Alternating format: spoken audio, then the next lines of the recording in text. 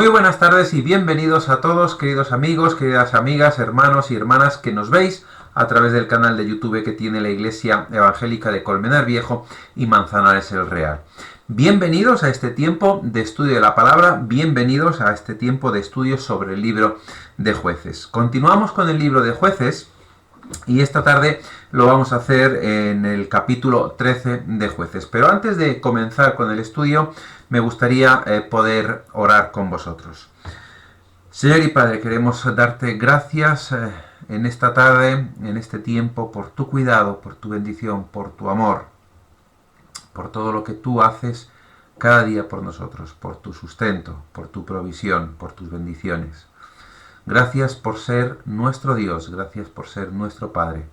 Y gracias sobre todo por permitirnos tener este tiempo de poder estudiar en tu palabra, de poder aprender más cosas sobre ti, más cosas sobre cómo actúas, sobre cómo eres, sobre quién eres. Y sobre todo poder tener este tiempo de comunión con los hermanos, de poder disfrutar de tu palabra y de poder enseñar tu palabra y aprender de ella, comentar, compartir y debatir sobre ella. Gracias, Señor, por este tiempo. Pedimos tu bendición, pedimos sobre todo que abras nuestra mente, nuestro corazón para recibirla.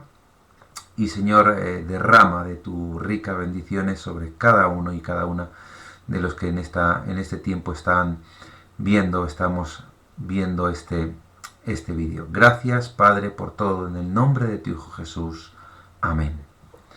Como decía, continuamos con el estudio sobre el libro de Jueces y en esta tarde seguimos con el capítulo 13 de Jueces y versículos del 1 al 7 que me gustaría leer con vosotros. Jueces capítulo 13 y versículos del 1 al 7. Dice así la palabra del Señor. Los hijos de Israel volvieron a hacer lo malo ante los ojos de Jehová, y Jehová los entregó en mano de los filisteos por 40 años.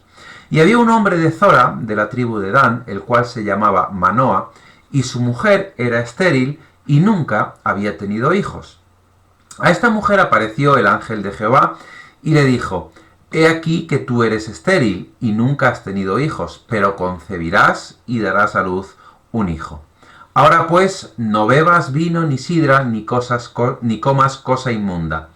Pues he aquí que concebirás y darás a luz un hijo, y navaja no pasará sobre su cabeza, porque el niño será nazareo a Dios desde su nacimiento, y él comenzará a salvar a Israel de mano de los filisteos.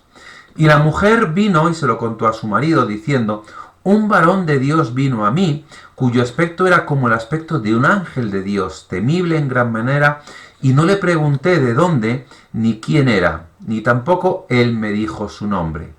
Y me dijo: He aquí que tú concebirás y darás a luz un hijo. Por tanto, ahora no bebas vino, ni sidra, ni comas cosa inmunda, porque este niño será nazareo a Dios desde su nacimiento hasta el día de su muerte. Bien, pues hasta aquí los versículos que en esta tarde quiero compartir con vosotros.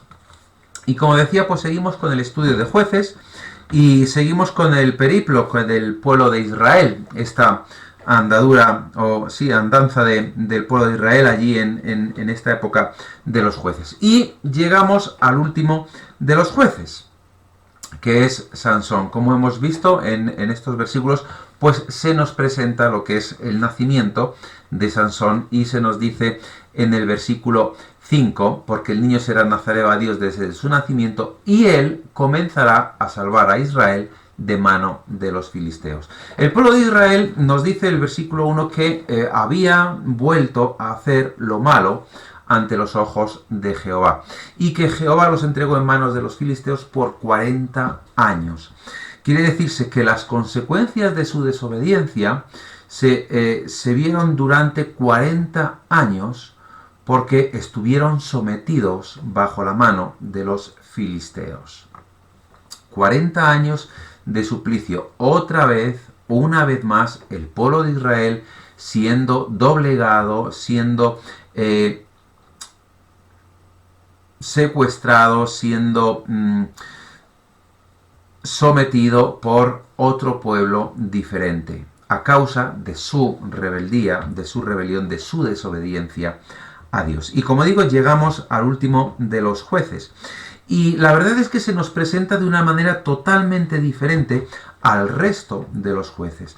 Si vemos cada uno de los jueces anteriores, se nos presenta ya en edad adulta. Sin embargo, Sansón se nos presenta siquiera antes de su nacimiento. O sea, no es que se nos presente de niño, sino que es que se nos presenta mucho antes de su nacimiento. Si veis, se nos dice en el versículo 2, y había un hombre de Zora, de la tribu de Dan, el cual se llama Manoa, y su mujer era estéril y nunca había tenido hijos. Y el versículo 3 nos dice, a esta mujer apareció el ángel de Jehová y le dijo, he aquí que tú eres estéril y nunca has tenido hijos, pero concebirás y darás a luz un hijo. ¿Veis? Esta es una manera peculiar que hay de presentar a este juez, ¿no? Una manera diferente a la manera de los demás. Pero resulta que no se nos presenta a Sansón en primer lugar.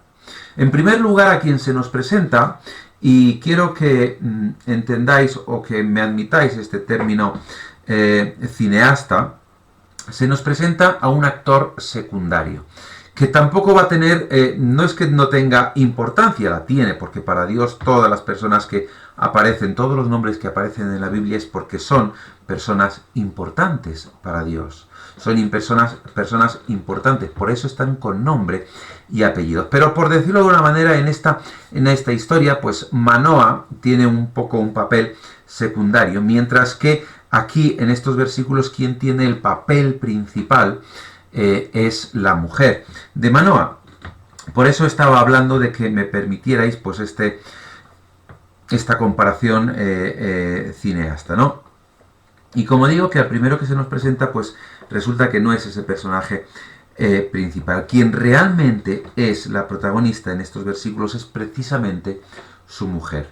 Porque es a ella a quien el ángel de Jehová se le aparece. Es a ella a quien el ángel de Jehová le da esa buena nueva de que iba a concebir un hijo. Y el ángel de Jehová, como ya hemos visto, es una teofanía. ¿Qué es esto? ¿Qué quiere decir? Que es una manifestación de Dios en forma visible o manifestación del Hijo de Dios, quien revela corporalmente la divinidad de Dios. Y es donde Dios, o desde donde Dios, empieza la salvación del pueblo de Israel.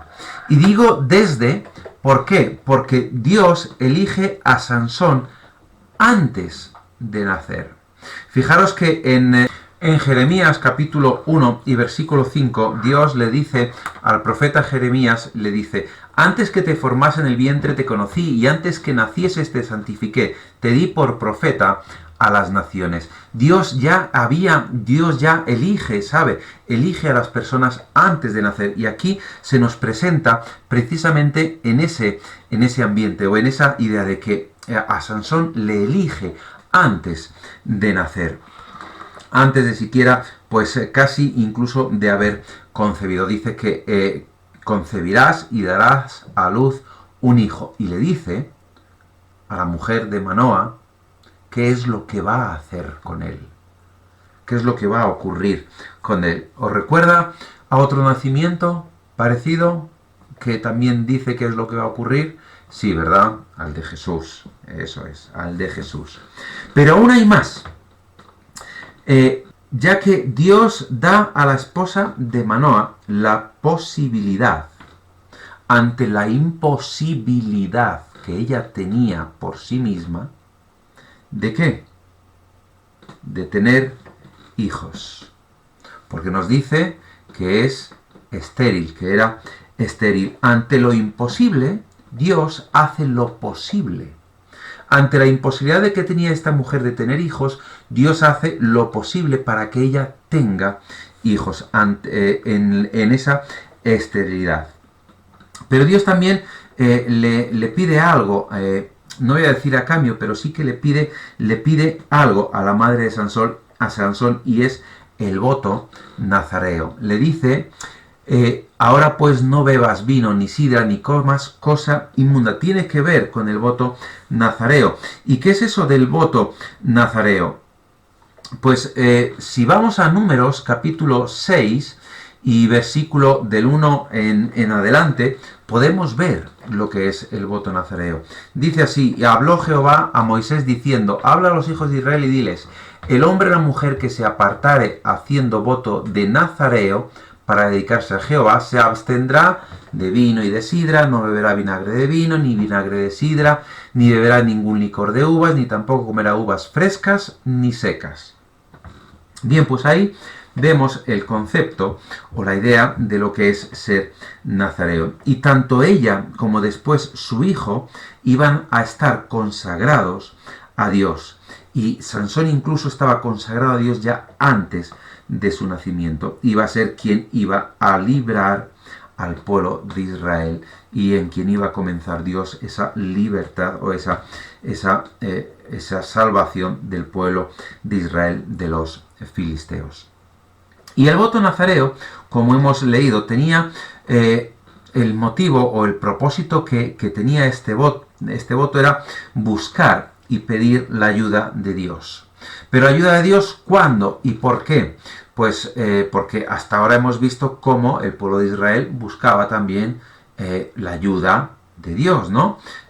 Y pedía esa ayuda de Dios. Pero el voto nazareo lo que hace es algo totalmente diferente a lo que hasta entonces el pueblo de Israel estaba haciendo. El voto nazareo lo que hace es que pide esa ayuda a Dios o busca esa ayuda de Dios en tiempos que son sumamente o tremendamente difíciles. Y lo que nos muestra este voto es cómo se buscaba a Dios, en qué manera se buscaba a Dios. Porque una cosa es buscar a Dios y pedir esa ayuda de Dios y buscar esa ayuda de Dios y simplemente pues ponerte delante del Señor, Señor, ayúdame, Señor, pues queremos que nos ayudes en esto. Y otra cosa es buscarla de una forma impetuosa y decir, Señor, yo para que esto, para que tú veas, para que sepas, evidentemente el Señor sabe, conoce nuestros corazones, pero a veces nosotros tenemos que, o Él quiere que nos demostremos a nosotros mismos cómo buscamos de Dios, cómo pedimos esa ayuda. Entonces, lo que significaba esto es que esa búsqueda era una búsqueda impetuosa de Dios y en la forma y con las reglas que se pretendía con el voto nazareo, era esa forma impetuosa de buscar y de pedir la ayuda de Dios. Había bastantes reglas, ¿no? Y bastantes normas, pero había 3 reglas fundamentales en el voto nazareo. Y la primera de ellas, o una de ellas, de esas 3 reglas, era no cortarse el pelo. ¿Vale? Dice el versículo 5 de Números 6, todo el tiempo del voto de su nazareato, no pasará navaja sobre su cabeza hasta que sean cumplidos los días de su apartamiento a Jehová, será santo, dejará crecer su cabello. ¿Vale? Otra de las cosas que tenía que ver con este voto era no beber ningún producto de la vid, fermentado o no. Nos dice que se abstendrá de vino y de sidra, no beberá vinagre de vino, ni vinagre de sidra, ni beberá ningún licor de uvas, ni tampoco comerá uvas frescas ni secas. No beber ningún producto de la vid, fermentado o no. No beber nada fermentado con alcohol.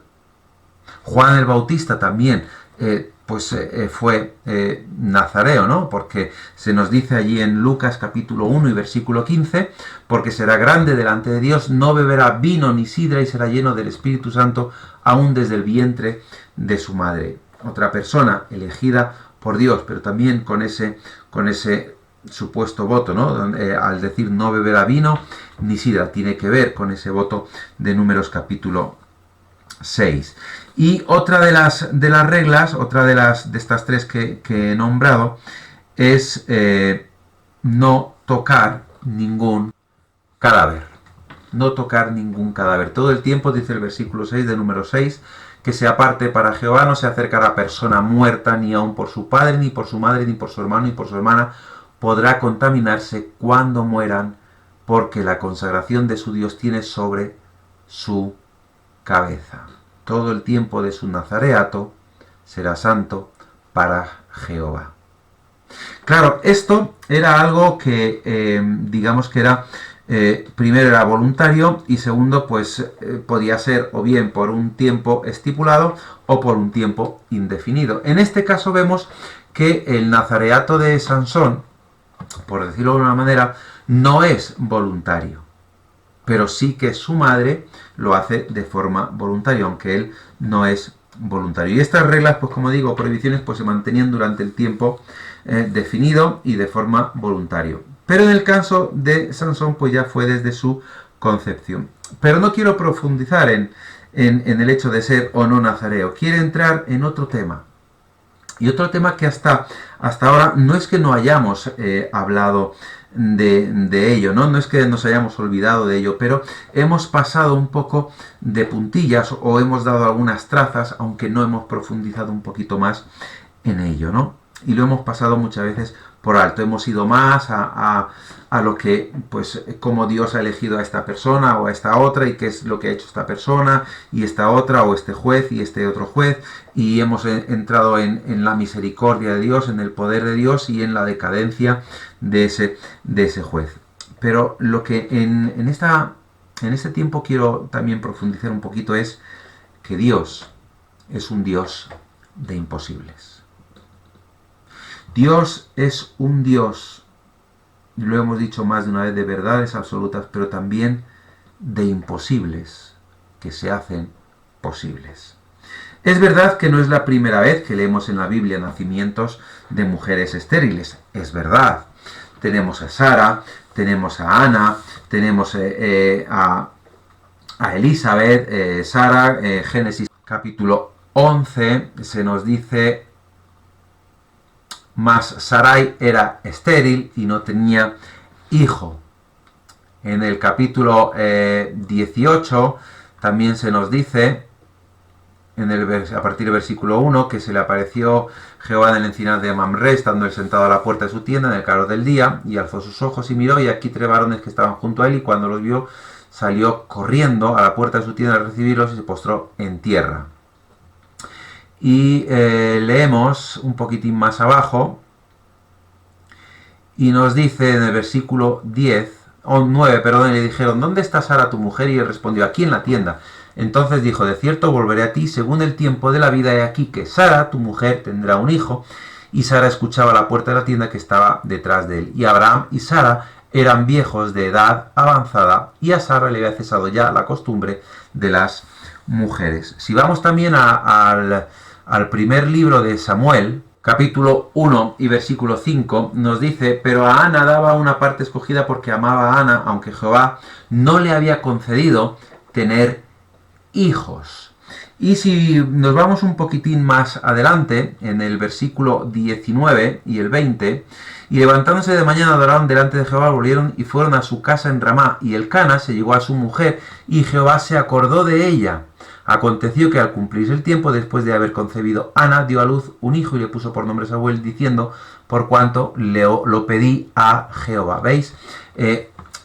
Como digo, no es la primera vez. Y incluso, pues si nos vamos hasta el Nuevo Testamento, Lucas capítulo 1 y versículo 7, pero no tenían hijo. Aquí está hablando del nacimiento de Juan el Bautista, y dice: pero no tenían hijo porque Elizabeth era estéril y ambos eran ya de edad avanzada. Como digo, no es la primera vez que vemos un nacimiento de estas características de mujeres estériles, ¿verdad? Pero sí que lo que tenemos que darnos cuenta es que cada uno de estos nacimientos fueron posibles de lo imposible. Dios lo hizo posible de una circunstancia imposible. Incluso hay otro nacimiento que va que raya todavía más allá de esa imposibilidad. No porque fuera estéril, sino porque no conoció varón. Y es María, la madre de Jesús, que no siendo estéril y de una forma imposible para el ser humano, concibió algo posible para Dios. Nos dice el capítulo 1 de Lucas, que en el versículo 26, que el sexto mes el ángel Gabriel fue enviado por Dios a una ciudad de Galilea llamada Nazaret, a una virgen desposada con un varón que se llamaba José, de la casa de David, y el nombre de la virgen era María. Y nos dice el versículo 30, entonces el ángel le dijo: María, no temas, porque has hallado gracia delante de Dios, y ahora concebirás en tu vientre y darás a luz un hijo y llamarás su nombre Jesús. Este será grande y será llamado Hijo del Altísimo, y el Señor Dios le dará el trono de David su padre. Y nos dice el 34, entonces María dijo al ángel: ¿cómo será esto? Pues no conozco varón. Y el versículo 37, 35, respondiendo el ángel le dijo: el Espíritu Santo vendrá sobre ti y el poder del Altísimo te cubrirá con su sombra. Versículo 37 dice: porque nada es imposible para Dios. Como digo, nacimientos imposibles que Dios hace posible. Imposible para el ser humano, para Dios es posible. Pero no son solo los nacimientos imposibles lo que hacen que de Dios el Dios de lo imposible. Sí que es verdad que el nacimiento de Sansón, pues vemos que es una presentación, como decía antes, diferente a todo lo demás, pero es un nacimiento que también apunta al nacimiento que más adelante iba a suceder. Apunta a un nacimiento aún mayor para salvar a la humanidad. Y este nacimiento es el de Cristo.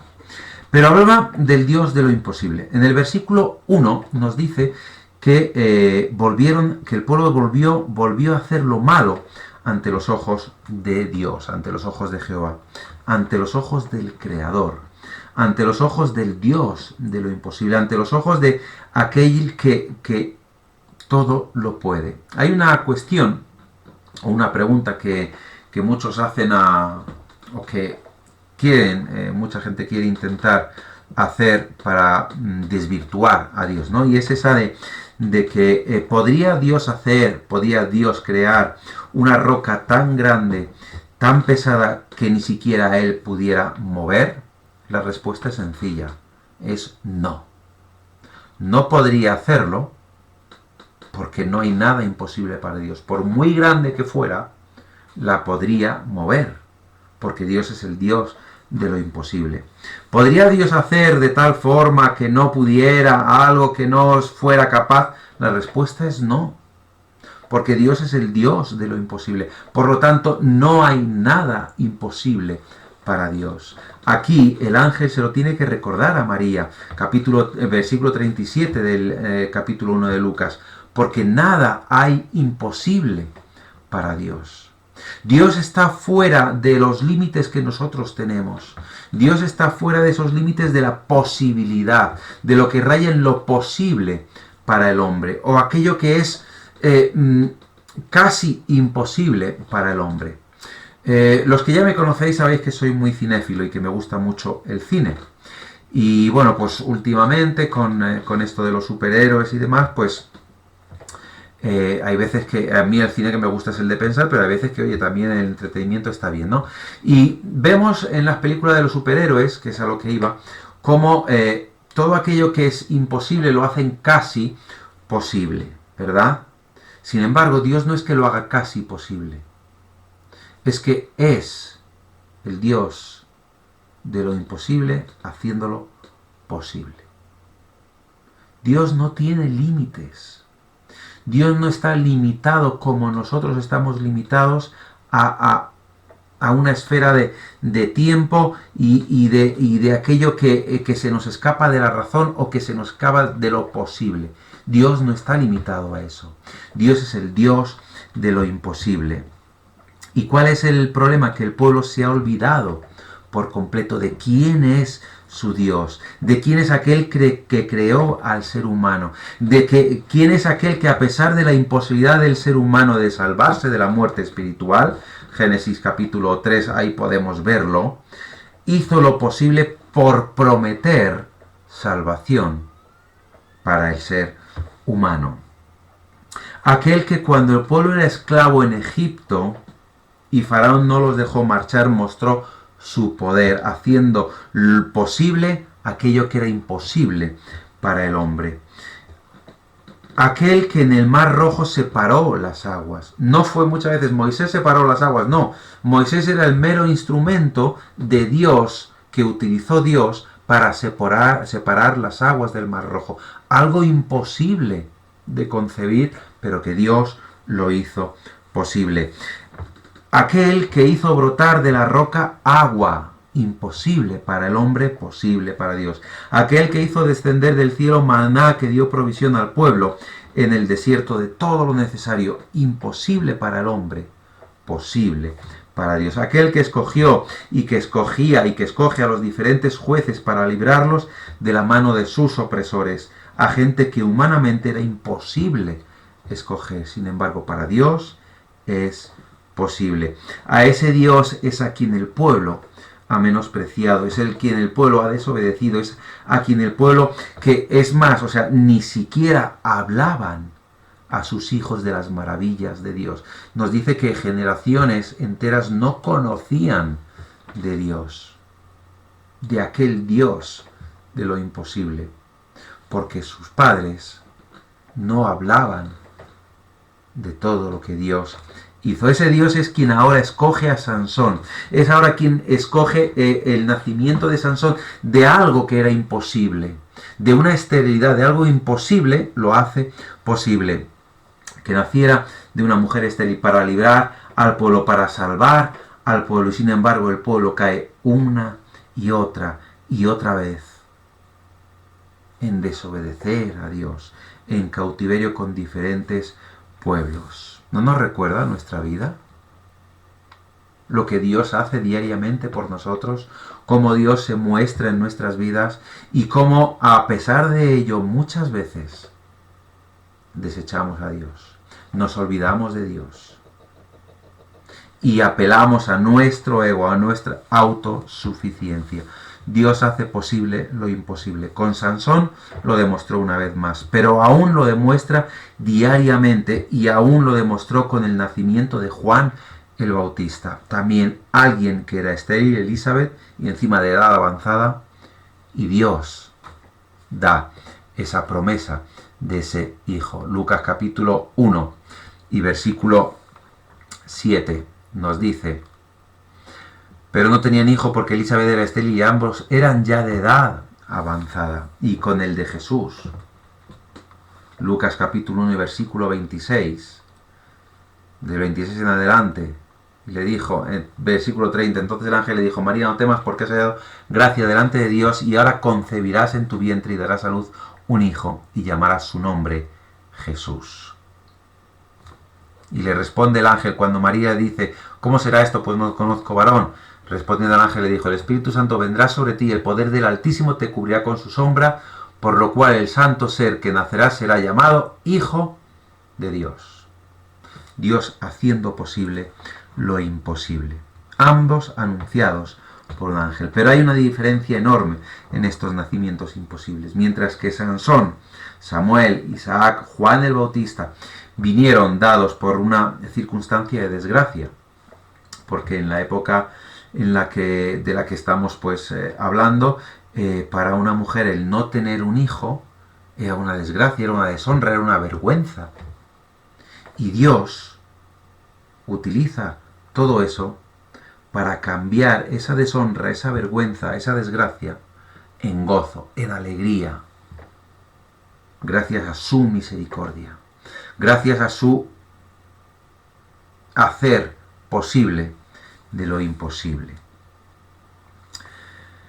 Se transformó todo esto en ese gozo, en esa alegría, ¿no?, por la misericordia de Dios, mientras que el de Jesús no tuvo nada que ver con una desgracia, sino porque María no era estéril.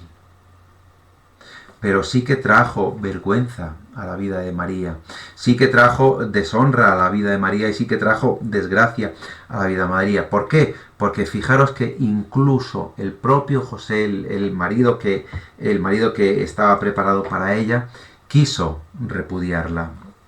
Mateo capítulo 1 y versículos del 18 al 21 nos dice: el nacimiento de Jesucristo fue así, estando desposada María, su madre, con José, antes que se juntasen, se halló que había concebido del Espíritu Santo.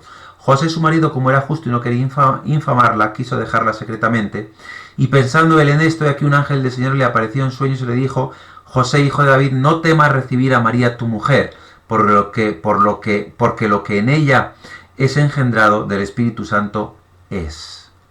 Fijaros, o sea, trae deshonra y trae mala fama a María, de tal manera que incluso José quería dejarla. Sin embargo, Dios lo revierte todo para hacer posible lo imposible. Lo que trajo el nacimiento imposible de Jesús fue: y dará a luz un hijo, versículo 21 del capítulo 1 de Mateo, y llamará su nombre Jesús, porque él salvará a su pueblo de sus pecados. Nada tiene que ver con la salvación que Dios ofrece con el nacimiento de Sansón. Sansón viene a nacer para librarlos de mano de los filisteos al pueblo de Israel. Sin embargo, Jesús viene a nacer para salvar a su pueblo del pecado, para salvarnos a nosotros del pecado, para hacer aquello que para nosotros es imposible, que es alcanzar la vida eterna por nuestros méritos. Dios lo hace posible en Jesús. La salvación imposible para el ser humano, Dios la hace posible en Cristo, en Jesús. Dios hizo posible lo imposible. Envió a su Hijo nacido sin pecado, algo imposible, sin embargo posible para Dios. Sin intervención humana, algo imposible para el hombre, sin embargo para Dios posible. Para pagar el precio de nuestra redención, imposible pagarlo por nosotros mismos, sin embargo para Dios posible. Y este es el Dios del pueblo de Israel. Este es el Dios a quien el pueblo de Israel desecha una y otra vez. Este es el Dios que es también nuestro. Este es el Dios que es nuestro Dios, aquel que hace posible lo imposible. Aquel que, como nos dice Pablo en Romanos capítulo 4 y versículo 17, como está escrito: te he puesto por padre muchas gentes delante de Dios, a quien creyó, el cual da vida a quien, a los muertos, y llama a las cosas que no son como si fuesen. Aquel que hace todo que sea posible. Ese es el Dios que el pueblo de Israel desecha. Ese es el Dios que muchas veces nosotros desechamos, nos olvidamos de él. Y este Dios es a quien el pueblo de Israel, pues una y otra vez desobedece. Hemos visto capítulo 13, versículo 1 de Jueces, cómo nos dice que el pueblo de Israel hizo lo malo ante los ojos de Jehová. Otra vez y otra vez. Pero Dios, en su infinito amor, en su eterno amor y en su imposible amor por comprender, o ese amor imposible de entender por nosotros, una y otra vez salva al pueblo de Israel. Y nos salva también a nosotros. Romanos capítulo 8 y versículos 31 en adelante nos dice: ¿qué pues diremos a esto? Si Dios es por nosotros, ¿quién contra nosotros? El que no escatimó ni a su propio Hijo, que para nosotros sería tremendamente imposible entregar a nuestros hijos, dar a nuestros hijos en sacrificio por otros, ¿no? Pero dice que el que no escatimó ni a su propio Hijo, sino que lo entregó por todos nosotros, ¿cómo no nos dará también con él todas las cosas? ¿Quién acusará a los escogidos de Dios? Dios es el que justifica. ¿Quién es el que condenará? Cristo es el que murió, más aún el que también resucitó, el que además está a la diestra de Dios, el que también intercede por nosotros. ¿Quién nos separará del amor de Cristo? ¿Tribulación, o angustia, o persecución, o hambre, o desnudez, o peligro, o espada? Como está escrito: por causa de ti somos muertos todo el tiempo, somos contados como ovejas de matadero. Antes, en todas estas cosas, somos más que vencedores por medio de aquel que nos amó. Por lo cual, dice Pablo, estoy seguro de que ni la muerte, ni la vida, ni ángeles, ni principados, ni potestades, ni lo presente, ni lo porvenir, ni lo alto, ni lo profundo, ni ninguna otra cosa creada nos podrá separar del amor de Dios que es en Cristo Jesús, Señor nuestro? Algo imposible concebir por nosotros, Dios lo hace posible. Sansón es una muestra más del poder de Dios, de la misericordia de Dios y del amor de Dios para con el pueblo de Israel. Una lección tremenda que nos enseña este libro de Jueces, pero que también nos muestra la decadencia, la imperfección del hombre, del ser humano. ¿Apuntando a qué? A la perfección de Cristo. Aquel que era sin pecado, Dios lo hizo pecado para que nosotros pudiéramos alcanzar la vida eterna.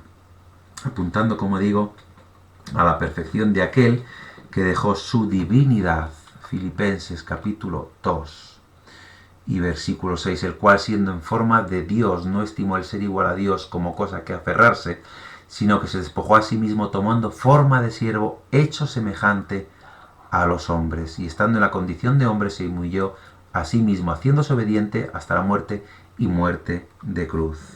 Dejó su divinidad para hacerse siervo por nosotros.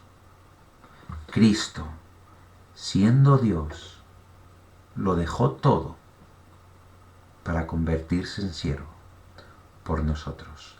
Este es el Dios que tenemos, el Dios de lo imposible, aquel que hace posible cualquier cosa, aquel que hace posible que su gracia, su misericordia, sea derramada sobre nosotros. Amén.